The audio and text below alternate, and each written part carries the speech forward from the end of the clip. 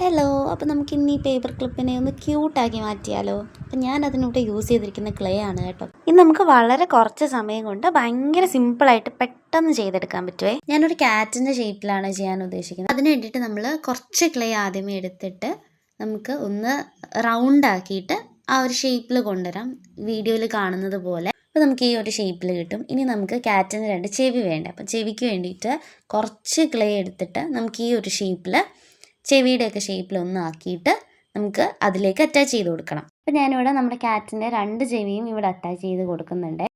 ഇനി നമുക്കൊരു ടൂത്ത് പിക്കോ എന്തെങ്കിലും സ്റ്റിക്കോ യൂസ് ചെയ്തിട്ട് ഇതൊന്ന് ഇങ്ങനെ ജസ്റ്റ് ഒന്ന് വരഞ്ഞു കൊടുക്കാം. അപ്പോൾ നമുക്കൊന്ന് അറ്റാച്ച് ചെയ്തിട്ട് ഒന്ന് സെക്യൂർ ആയിട്ട് ഇരിക്കാൻ വേണ്ടിയിട്ടാണ് നമ്മൾ അങ്ങനെ ചെയ്യുന്നത്. അതാകുമ്പോൾ കുറച്ചും കൂടി സേഫായിട്ട് അതിരുന്നോളും. ഇനി നമുക്ക് ഇതൊന്ന് സോഫ്റ്റ് ആക്കി എടുക്കാൻ വേണ്ടിയിട്ട് ഒരു സ്മൂത്ത് ടിപ്പുള്ള ഒരു ബ്രഷ് എടുത്തിട്ട് കുറച്ച് വെള്ളത്തിൽ നനച്ചിട്ട് അതിലൊന്ന് അപ്ലൈ ചെയ്ത് കൊടുക്കണം.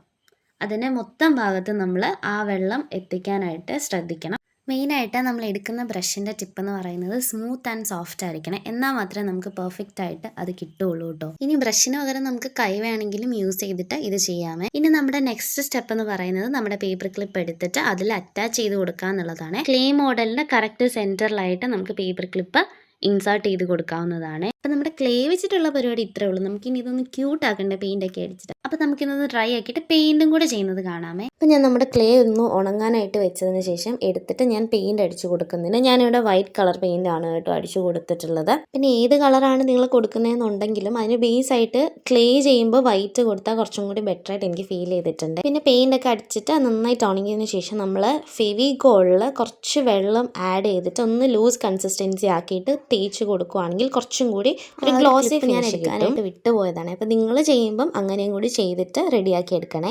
അപ്പോൾ നമ്മുടെ ബുക്ക് മാർക്ക് ഇവിടെ റെഡി ആയിട്ടുണ്ട്. ആൻഡ് ഈ വീഡിയോ ഇഷ്ടമായെങ്കിൽ വീഡിയോ ലൈക്ക് ചെയ്യാനും ചാനൽ സബ്സ്ക്രൈബ് ചെയ്യാനും മറക്കല്ലേ.